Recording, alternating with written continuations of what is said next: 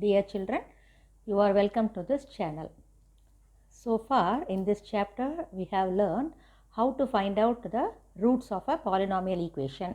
Okay, as the last topic of this chapter, in this video we are going to see the maximum, how to find out the maximum number of real roots and the minimum number of imaginary roots by a rule called Descartes rule. See, we are going to see a rule called Descartes rule, which helps us to find out the upper bound for the existence of real root and the lower bound for the existence of imaginary roots. Okay, so here you have to pronounce this as Descartes, and this S and this S is silent, and this is named after the French mathematician. Okay, so before seeing the rule, first of all we have to learn one thing called, that is, change of, how to find out the change of sign in the coefficients of a polynomial. Okay, first let us see that. See, first let us see what would be the how to find out the change of sign in the coefficients of a polynomial. For that, let us consider a polynomial p of x as 3x power 8 minus 5x power 7 plus 4x power 6 minus 5x power 5 minus 3x cube plus 21x minus 7. Now let us consider a polynomial of degree 8. Okay. Now what is the meaning of change of sign in the coefficient means? Here the coefficient of the first term x power 8 is plus 3. Okay, it has a sign positive. The next term x power 7 has a coefficient as minus 5. That means its coefficient has a sign minus. Again, next x power 6 has a sign plus, and for the term x power 5, next term, the coefficient has a sign minus. Likewise, the signs are here. Now, from this one, here the first sign is plus and then next sign is minus. Therefore, there is a change of sign here. Okay. And then here from minus to plus, again for the there is a change of sign. And then here plus 4 and minus 5, again there is a change, right? And then here when you come across these two terms, even though x power 4 is not present, you shouldn't bother about that. Only according to the terms given in the polynomial, you have to look up the sign. And here it is minus and this is also minus. There is no change in the sign. Okay, now leave it. Then come here. Here minus and this is plus. Again there is a change of sign. Again plus and minus, there is a change of sign. So this is the way to look at the change of sign in the coefficients of a polynomial. Now how many changes are there? 1, 2, 3, 4, 5. So now number of changes of the sign is equal to 5. Okay, so this is the way to calculate the change of sign, right? And let it be denoted by small s. So how many changes are there? It is 5. Okay, now this is, again let me give one more example. Take a polynomial q of x. It is x power 9 plus 5x power 6 minus 3x power 4 minus 2x squared minus 5x plus 7. Now let us calculate the change of sign on the coefficients of this polynomial. So first one is plus and that is next one, the second term also has a sign positive. So there is no change in sign here. Again third term has minus, so there is a change of sign. Okay. Again fourth term is minus, so there is no change. Again next again combining these two, there is no change. And then comparing the last two, you can see a change of sign. So how many changes of sign in this for this polynomial? So this polynomial have the number of changes in the sign s is equal to 2. Okay. Now let us see another example. Let us take the polynomial to be some r of x and 5x power 4 plus 15x cube plus 21x plus 7. So is there any change in the sign? No, because all the coefficients have positive sign. So no change in the sign. Okay. Or the number of changes in the sign is 0. Okay. Okay. So this is the way to find out the change of sign in the coefficients of a polynomial. So the Descartes rule is going to use this. Okay. So for the Descartes rule, deals about the number of changes of sign in the coefficients of the polynomial. So that's why I have explained this first. Now let us see the Descartes rule. See, what does this Descartes rule says means, if p is the number of positive zeros of a polynomial p of x with real coefficients, that is, if we take a polynomial p of x with real coefficients, all the coefficients are real number, not imaginary, and then for that polynomial, if the number of positive zeros, that is the values which satisfies the polynomial, that which makes the polynomial to be 0, are called zeros of the polynomial. Among the zeros, the number of positive zeros, the positive values, if that is represented by the letter p, okay, then, and s is the number of sign changes in the coefficient of p of x, and then where the number of sign changes in the coefficient of p of x is taken to be s. If p represents the number of positive zeros of the polynomial and s represents the number of sign changes in the coefficient, then this rule says that s minus p is a non-negative even integer. So what does the rule says that if p is the number of positive zeros and s is the number of sign changes in the coefficient of a polynomial p of x, then the difference between them, that is s minus p, is a non-negative even integer. Okay. So non-negative means instead of positive they have given non-negative. So what does it represent? Non-negative means it may be s minus p may be either 0 or positive. So instead of non-negative, if the word positive is given, then s minus p would be only positive number. That means it starts from 1, 2, 3, etc. But as it is given non-negative, s minus p may be 0. Okay. So that is the meaning for the word non-negative. And then moreover, s minus p is also should be an even integer. So this is the rule given by the mathematician Descartes. And this helps us to find out the bounds for the existence of real roots and imaginary roots. Okay. Now, given that s minus p is a non-negative integer. Okay. So non-negative means either it may be positive or it may be equal to 0. That is, s minus p is either greater than or equal to 0. That is, s minus p is greater than or equal to 0. This means that s is greater than or equal to p, or p is less than or equal to s, obviously. Okay. That means that s is greater than p. So what does it imply? P should not be greater than s. That is, p cannot be more than s. Either p is equal to s or p should be less than s. So that is the meaning for s minus p is a non-negative integer. Okay. And then later we come to this even. Okay. Now, so as s minus p is non-negative, what does this imply? P cannot be more than s. That means that the number of positive zeros of a polynomial doesn't exceed the number of sign changes in the coefficient. So that is the meaning for this. Okay. Okay. Now let us see one more result, right? A negative root of p of x is a positive root of p of minus x. First, before seeing this result, let me explain this by the example. By the example already we have taken. Now, let us take the first example here. So, let me explain the Descartes rule using this example. 3x power 8 minus 5x power 7 plus 4x power 6 minus 5x power 5 minus 3x cube plus 21x minus 7.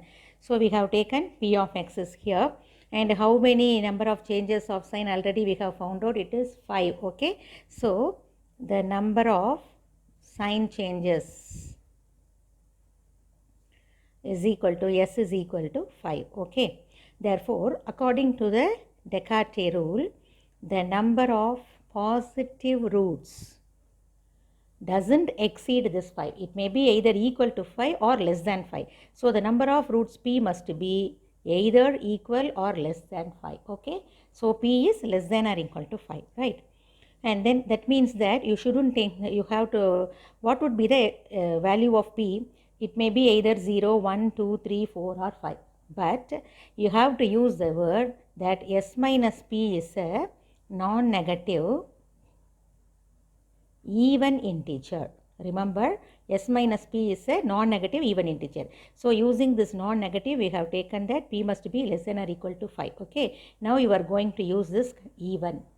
So as it is even, you can get the exact value of p. That means what would be the possible value, not exact, the possible values of p.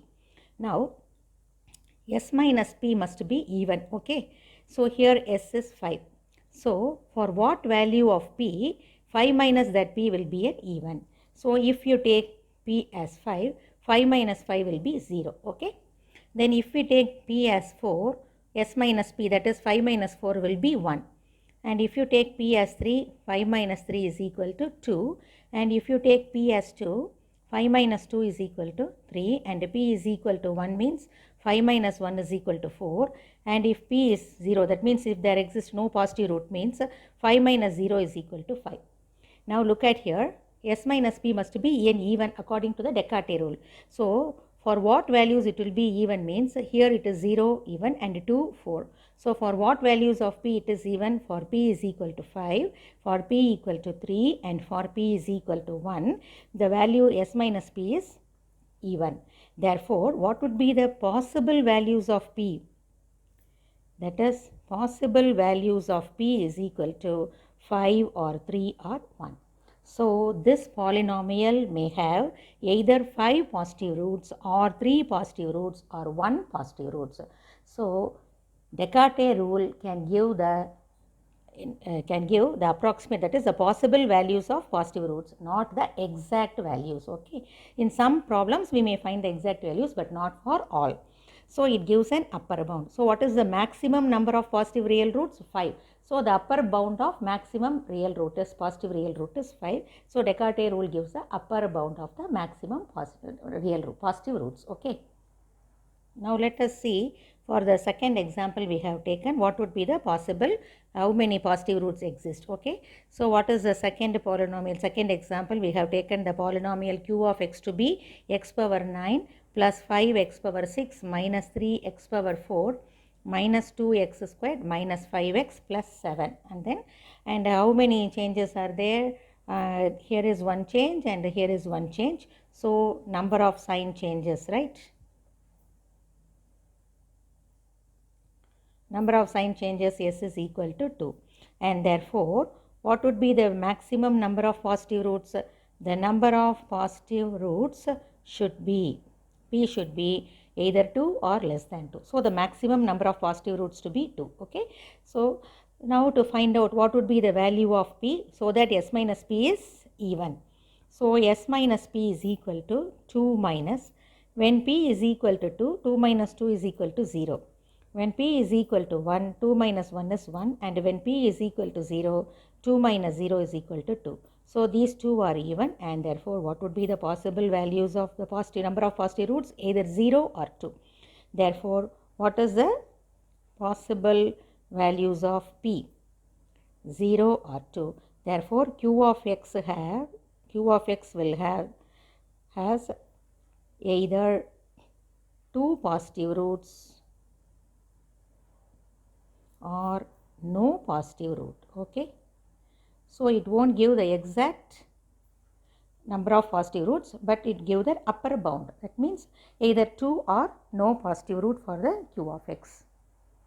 Now let us come to the third example. What we have taken as r of x is equal to 5x power 4 plus 15x cube plus 21x plus 7. So what is the number of sign change here? There is no change in the sign, so number of sign change is equal to 0. This implies that this polynomial r of s has no positive real root. That is, no positive real root. Okay. So as the number of sign change is 0, r of x has no positive real root. So do you understand the way to find out the maximum number of positive real roots using the Descartes rule? Okay. So we have seen by the examples how to find out the maximum number of positive zeros or positive root of a polynomial. Okay. Now, how to find out the maximum number of negative zeros or negative roots of a p of x polynomial. Okay. For that you are going to use a result. That is, a negative root of a polynomial p of x will be the positive root of p of minus x. So this is a result. That means that for a polynomial p of x, if a negative root exists, then that root will be a positive root for p of minus x. So let me explain this result again by an example. Let us see this. Okay. Now let us take a polynomial p of x to be a quadratic for a convenient x squared minus 7x minus 30. So what would be the zeros, that is the roots of this polynomial p of x, means zeros of the polynomial p of x is. To find out, you have to equate it to 0. So x squared minus 7x minus 30 equal to 0. That means that x minus 10 into x plus 3 equal to 0. So x is equal to 10 or minus 3. So what is the negative 0 of this polynomial? Negative 0 of p of x is equal to minus 3. This is the negative root. Okay, minus 3 is the negative root and plus 10 is the positive root. Okay, now let us see what is p of minus x. So replace x by minus x. So minus x the whole squared minus 7 into minus x minus 30, that is x squared plus 7x minus 30. So to find out the zeros of p of minus x, let us equate x squared plus 7x minus 30 to 0. So if you factorize it, it will be x plus 10 into x minus 3 equal to 0. That means that x is equal to 3 or minus 10. So what is the negative 0 of p of minus x? That is equal to minus 10, and positive 0 of p of minus x is equal to 3. Okay, so the negative 0 of p of x minus 3 is the positive 0 of p of minus x. So negative 0 of p of x minus 3 is the positive 0 of p of minus x. Do you understand this? So to find out the negative 0 of p of x, what you have to do? You have to find out p of minus x, and you have to find out the maximum number of positive roots for p of minus x using the number of sign changes, and that will give you the number of negative zeros of p of x. Okay, do you understand this? So to find out the negative zeros of p of x, what you have to do? Replace x by minus x to get p of minus x, and calculating the number of sign changes, find out the number of maximum number of positive roots for p of minus x. That number will be the number of negative zeros of p of x. Okay. So using this, the same according to, after finding out the negative number of negative zeros, again the Descartes rule says that that is the number of negative zeros of a polynomial p of x cannot be more than the number of sign changes in the coefficient of p of minus x, because the positive zeros of p of minus x will be the number of negative zeros of p of x. So that should not be the number of exceed the number of sign of changes in the coefficients of p of minus x, and as usual the difference between them must be an even integer, non-negative even integer. Okay. So this helps us to find out the maximum number of negative zeros of a polynomial p of x. So how to find out the number of positive zeros? Find out the number of sign changes in p of x, and that will give you the maximum number of positive zeros. And find out the number of sign changes in p of minus x, that will give you the number of maximum number of negative zeros. Okay. Let us see some points to remember. See, this Descartes rule gives only the upper bound of the existence of real root, not the exact number. Okay, it gives only the utmost value of number of the positive or negative real roots, but not the exact number. Okay, then and then how to find out the imaginary roots? How to find the existence of how to find out the number of imaginary root means the same Descartes rule also gives the lower bound of the existence of the imaginary roots. See, if n is the degree of the polynomial and m is the number of sign changes in the coefficient of p of x, so that m will give the maximum number of the positive roots, and then if k is the number of sign changes in the coefficient of p of minus x, means that k will give the maximum number of negative roots, then n minus of m plus k gives the least number of imaginary roots. See, as m represents the positive roots and k represents the maximum number of negative roots, means m plus k together gives the maximum number of real roots. So if m plus k is less than n, so the difference between the sum of that is the m plus k and n should be the remaining, the balance should be the number of imaginary roots. So that will be the least, gives the least number of imaginary roots. Okay. So let me explain this by example. That means why it is called the least number. Why I am saying not the number of imaginary roots, but I am saying least number. I will explain this by an example why I am saying this as a least number of imaginary roots. Okay. to explain to find out the Descartes rule is used to find out the least number of imaginary root means. Let us take the same example p of x. Okay, so what is p of x? 3x power 8 minus 5x power 7 plus 4x power 6 minus 5x power 5 minus 3x cube plus 21x minus 7. And then how many changes are here in p of x? 1, 2, 3, 4 and 5. Okay, so number of sign changes s is equal to 5. Okay, and then therefore the number of positive roots is less than, p is less than or equal to 5. Okay, p is less than or equal to 5. Then that means that already we have seen that what would be the possible values of p. So possible values of p is equal to 1, 3, 5. Already I have explained this, how to get down the possible values of p. So the number of positive roots of this polynomial may be either 1 or 3 or 5. So it may have either 1 positive root or 3 positive root or 5 positive roots. So these are the possible values of the number of positive roots. Okay. Now among this 5 is the maximum value, right? Then to find out the number of negative roots, we have to find out p of minus x. So replace x by minus x. So minus x5 plus 4 into minus x the whole power 6 minus 5 into minus x the whole power 5 minus 3 into minus x the whole cube plus 21 into minus x minus 7. That is, as this is even power, this will be again 3x power 8. Again it will be minus into minus plus, so 5x power 7, and it is even, so it is positive 4x power 6. Again it will be odd, so 1 minus will come, minus into minus plus, so 5x power 5. Again this is odd, so it will be minus, already there is 1 minus, so it will be plus, so plus 3x cube, and then it will be minus 21x minus 7. So how many number of sign changes in p of minus x means here it is 1, only 1, right?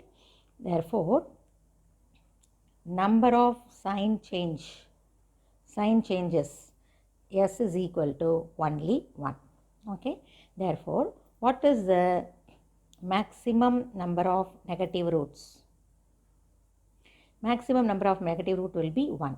That means number of negative roots is equal to, number of negative roots may be either k is less than or equal to 1. Okay, that is the meaning. But we have to take the maximum number of negative root be 1. Why? Because s minus p must be even. Okay, s minus p is even. Here s is 1. So if you take the number of negative root is 1, then 1 minus 1 is equal to 0, then it is okay. Okay, if you take if there is no negative root means 1 minus 0 will be 1, but it is not a even case, not even. Therefore there should be one negative root. So the maximum number of negative root is equal to 1. Do you understand this? Maximum number of negative root is 1. But what is the degree of the polynomial? It is 8. So how many roots it should have? 8 roots it should have. So what is the maximum number of real roots? How many positive roots are there? 5. Maximum number of positive. Here this is the maximum. It is possible values, but maximum is 5. So 5 positive roots will be there and 1 negative root. So totally 6 roots. So maximum number of real roots will be 6. The degree is 8. So the balance 2 will be the imaginary roots. So this is the least number of imaginary roots. So number of imaginary roots is equal to 8 minus 6, 2. So this is at least, that means that p of x has at least 2 imaginary roots. Why I am saying at least means the number of imaginary, you shouldn't take that the number of imaginary roots is 2, because negative root is 1, that is okay, but coming to the positive roots, it may be either 1 positive, it may have either 1 positive or 3 positive or 5 positive. If it is 5 positive, if it has 5 positive roots, then 5 plus 1, 6, then the imaginary roots will be 2, okay, right? If the polynomial p of x has 3 positive roots, then the adding with the negative root, 3 plus 1, 4. So the number of real roots will be 4, so that the remaining 4 roots will be imaginary, okay? Now if the p of x has only one positive root, then along with the negative root, it have the total number of real roots will be 2, so that the number of imaginary roots will be 6. So 6, it may have either 6 or 4 or 2. Therefore, the least one is 2. Okay. So if you calculate the maximum number, the balance will be the least number of imaginary. Do you understand this? I think that you have understood about the theory. Let us see some examples. Okay. Now example 3.30. Show that the polynomial 9x power 9 plus 2x power 5 minus x power 4 minus 7x squared plus 2 has at least 6 imaginary roots. So you have to show that it has 6, at least 6. That means that the power is 9, at least 6 means the maximum number of real root should be 3. You have to show that. Okay. So let us take the polynomial to be p of x, right? And then let us see how many sign changes are there here. Here plus there is no change, and then plus 2 minus 1 change, and minus 2 minus no change, and minus 2 plus 1 change. So number of sign changes in the coefficients s is equal to 2. Okay. That means that the number of positive zeros is less than or equal to 2. That means it cannot be more than 2. It should be less than or equal to 2. Then you have to find out p of minus x to find the number of negative zeros. So p of minus x is replace x by minus. Okay. So 9 into minus x the whole power 9 plus 2 into minus x the whole power 5 minus of minus x the whole power 4 minus 7 into minus x the whole squared plus 2. Again it should be minus 9x power 9 as it is odd. Again this will be minus 2x power 5 and this will be minus x power 4 and minus x the whole squared is plus x squared. So it will be minus 7x squared plus 2. Now how many sign changes are there in p of minus x means here minus no change, and here only 1, there is a change in the last two terms. Therefore, number of sign change in the coefficient is 1. That means that the number of negative roots, or that is negative zeros, cannot be more than 1. Okay, cannot be more than 1. That means number of negative zeros may be either 1 or 0, but 0 is not possible because 1 minus 1 is equal to 0 is an even number. So it should have only at least one negative root. Okay, at most one, that is exactly one negative root it should have. And also 0 is not a root. The Descartes rule doesn't define about 0. Because it is obvious that whether the polynomial has 0 root or not by looking at the constant term. If the polynomial has a constant term, then the number 0 will not be a root for that polynomial. Okay. If there is no constant term, then only the number 0 will be a root. As here p of x as a constant term, 0 will not be a root. So we can leave that 0. Now how many positive roots are there? Maximum number of positive root is 2 and exact number of negative root is 1, and therefore the maximum number of real root is 3. And as the degree of the polynomial is 9, therefore the least number of imaginary roots should be 9 minus 6. So that is the thing you have to show. It has at least 6 imaginary roots. Then example 3.31. Discuss the nature of the roots of the polynomial. Two polynomials are given. So let us take the first problem.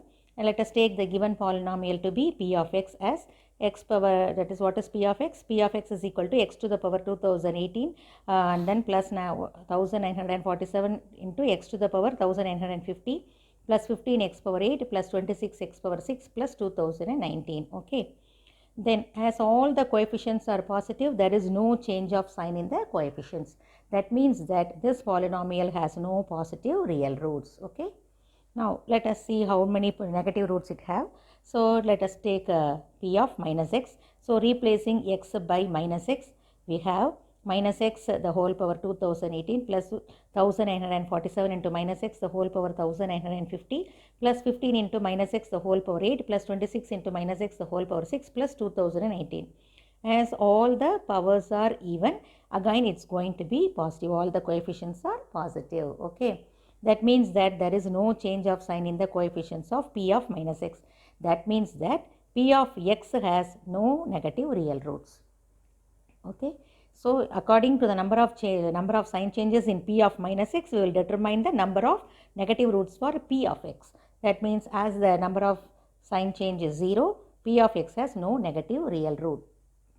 And then as it has a constant term, 0 is also not a root. Okay, so this polynomial has no real roots, including 0, positive and negative.